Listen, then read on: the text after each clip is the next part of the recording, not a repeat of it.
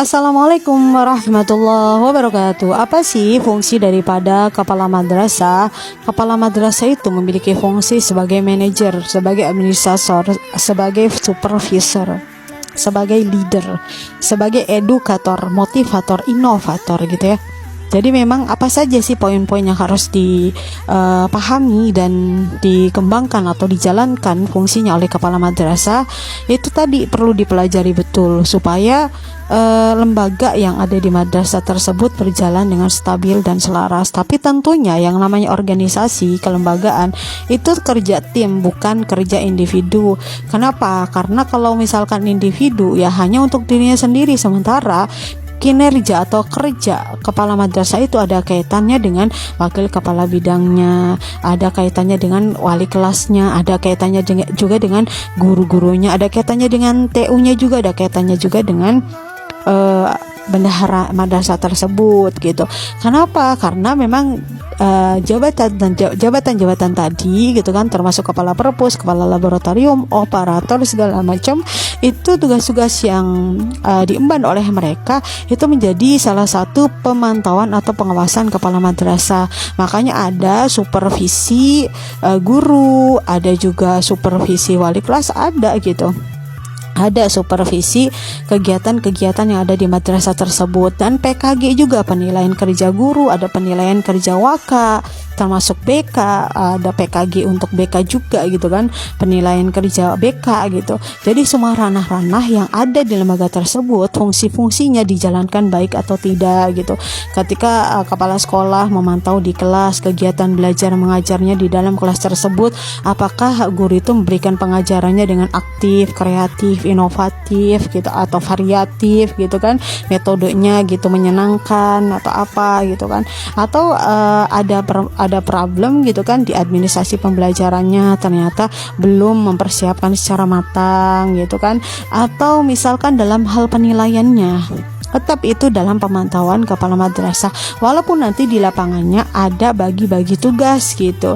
Kenapa bagi-bagi tugas ya? Karena gak mungkin kan semua yang ada di lembaga tersebut itu kepala sekolah yang melaksanakan di lapangan, tapi memang kepala sekolahnya hanya bertugas untuk membuat program di awal tahun gitu kan, program seluruh yang ada di madrasah tersebut disebut dengan rencana kerja tahunan atau rencana kerja jangka menengah atau RKJM, atau misalkan program kewirausahaan itu juga boleh dibuat oleh kepala madrasah. Tentu kepala madrasah ini boleh membuat tim gitu ya.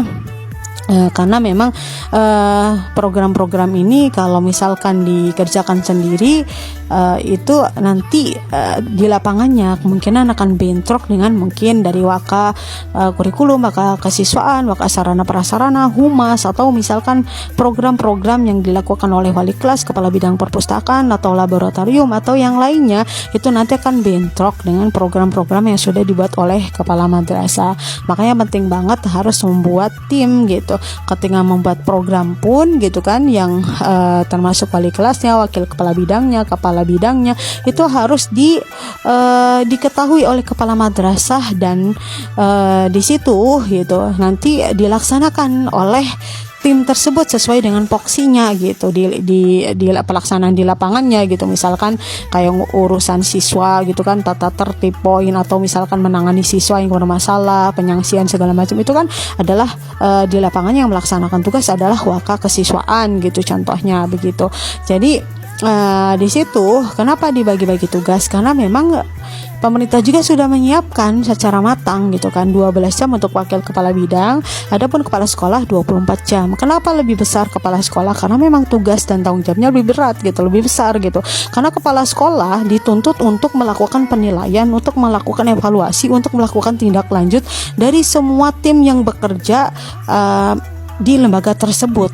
Otomatis ketika kepala madrasah melakukan pengawasan, melakukan penilaian, melakukan tindak lanjut, otomatis kepala madrasah juga harus mengetahui kinerja-kinerja yang ada di tim tersebut gitu. Tugas dan kinerjanya wakil kepala bidang kesiswaan apa, waka kurikulum apa, waka humas apa, sarana prasarana apa, kepala bidang perpus apa, kepala bidang laboratorium apa, tugas operator apa, itu bendahara bos apa tugasnya, bendahara madrasah apa tugasnya, TU apa tugasnya. Jadi harus memahami betul wali kelas tugasnya apa, guru apa tugasnya, harus memahami betul semua yang ada, semua tim yang ada di lembaga tersebut. Karena kalau tidak paham gitu kan, bagaimana bisa melakukan pengawasan, bagaimana bisa melakukan penilaian, bagaimana bisa melakukan catatan dan tindak lanjut gitu kan. Karena memang dituntut begitu kepala madrasah itu. Makanya ada juga penilaian kepala madrasah, masuknya adalah PKKM. Apa sih PKKM itu? Penilaian kinerja kepala madrasah. Itu dinilai oleh pengawas madrasah yang ada di satuan gitu kasih pendidikan misalkan gitu ya.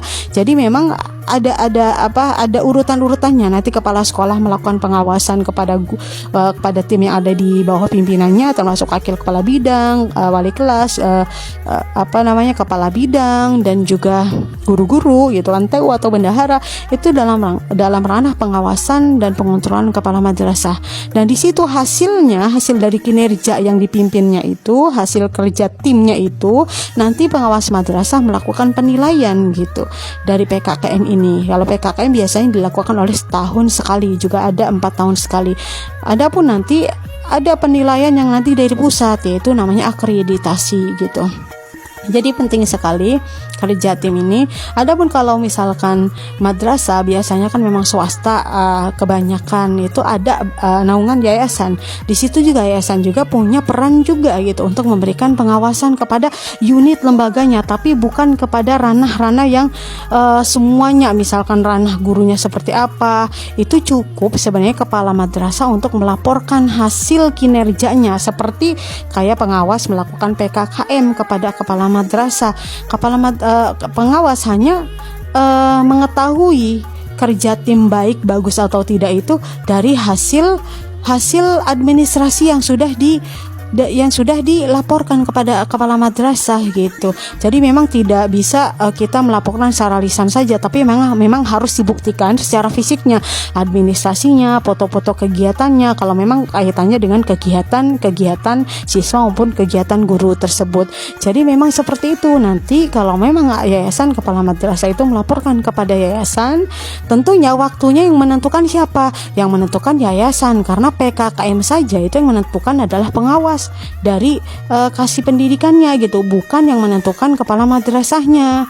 Adapun kalau guru-guru, wakil kepala bidang, wali kelas, untuk supervisi, PKG, itu boleh yang menentukan kepala madrasah. Tentunya kepala madrasah juga mengacu daripada bulan-bulan atau waktu-waktu yang sudah ditetapkan oleh pendidikan atau kasih pendidikan atau pengawas yang berada di lingkungan pendidikan tersebut gitu. Jadi kalaupun kita memutuskan nggak bisa semena-mena gitu, tapi kita harus lihat waktu nih. Waktunya PKG itu ada PKG formatif, ada PKG sumatif kan gitu kan. Supervisi itu kapan dilakukannya tepatnya gitu.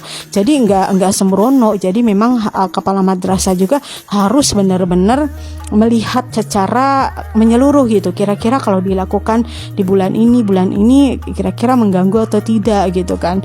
Atau misalkan untuk PKG formatif atau sumatif sudah ditetapkan oleh pengawas atau kasih lingkungan pendidikan yang ada di kota tersebut gitu, yaitu boleh mengikuti, mengacu biar tidak bentrok gitu. Karena memang kita juga madrasah itu dalam pengawasan kasih pendidikan atau dalam pengawasan pengawas madrasah yang di SK-kan oleh pemerintah gitu. Begitupun untuk yayasan sama melakukan pengawasan juga untuk kinerja yang berada di unit lembaga tersebut gitu. Enak sebenarnya, tinggal mantau benar atau tidak gitu kan hasil daripada laporan kepala madrasah ini, karena kan memang harus dilaporkan gitu. Laporannya itu kan harus dibuktikan dengan fisik. Kalau yayasan kan enak gitu kan, istilahnya bisa standby gitu kan, bisa seminggu itu 3 kali gitu kan untuk melakukan pengawasan. Kenapa bisa harus ada pengawas? Karena memang di akta notaris juga kan ada pengawas. Di situ boleh punya wewenang untuk mengawasi kegiatan-kegiatan yang ada di unit lembaga. Tapi intinya adalah untuk kemajuan lembaga, bukan ketika lembaga memiliki program yang bagus untuk memajukan lembaga tidak disupport, bukan. Tapi memang kita harus melihat juga gitu. Kira-kira ini untuk kemajuan lembaga bagus enggak gitu. Jadi bener-bener real